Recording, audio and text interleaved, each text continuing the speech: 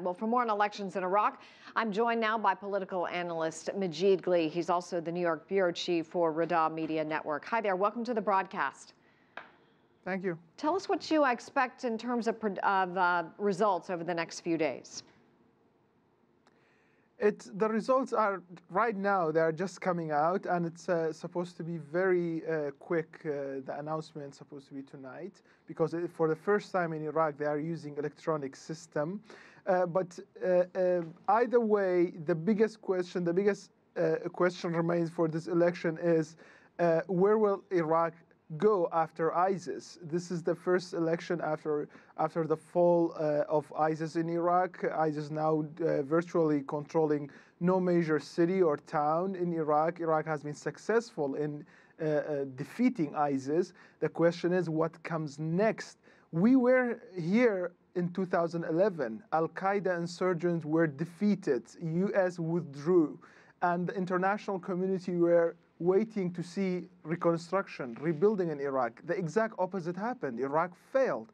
The Shiite, which is the biggest, the majority of Iraqis, they failed in basically keeping Iraq on track. Let's see how they will do. This question, the answer for that question will be answered based on the result on the election and the process of government formation, which could take up to a year.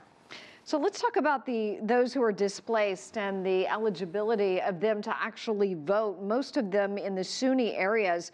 Do we have any idea how that will affect this election? It definitely had an impact in Mosul. The turnout was very low. Mosul is a large Sunni populated area, because most of their resident and original people from there were displaced to Kurdistan region, to Baghdad, to Anbar, which is the south and mid Iraq. Because of that, the turnout was very low, but in general, the turnout is low in this election, and this could be traced back to the lack of faith in the process. This is the fourth election in Iraq. People usually from all sects, from all ethnic backgrounds, they are voicing concern. Whether they are refugee or not, they are saying, why should we vote? The same people, the same political elite will go back and rule Iraq again. How big of an effect does Prime Minister Haider al-Abadi have on this election? He has a big impact on it. He is internationally, I speak international community, especially U.S. and Western powers, see him as the right man for the future, for the next phase, to make sure that ISIS will not come back, reemerge.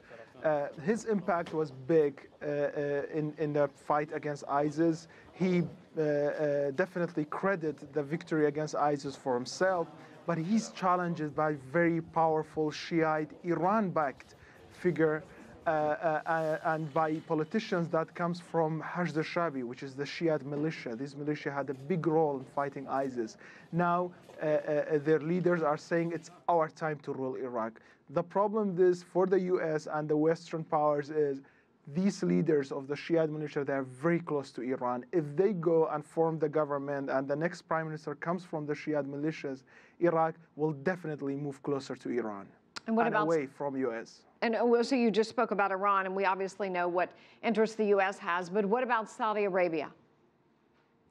Well, that's an interesting question, actually. Saudi Arabia, for the first time after the fall of Saddam Hussein in 2003, this year they started engage in Iraq. Before, the position of Arab Gulf countries in general, where Iraq is chaos, Iraq is in the hand of Iran, we can't do much in it. They didn't invest money, they didn't engage diplomatically. Up to recently, Saudi Arabia didn't have an embassy open in Baghdad. But now they reopened their embassy. They are investing heavily, planning to invest billions of dollars in major reconstruction projects. So Saudi Arabia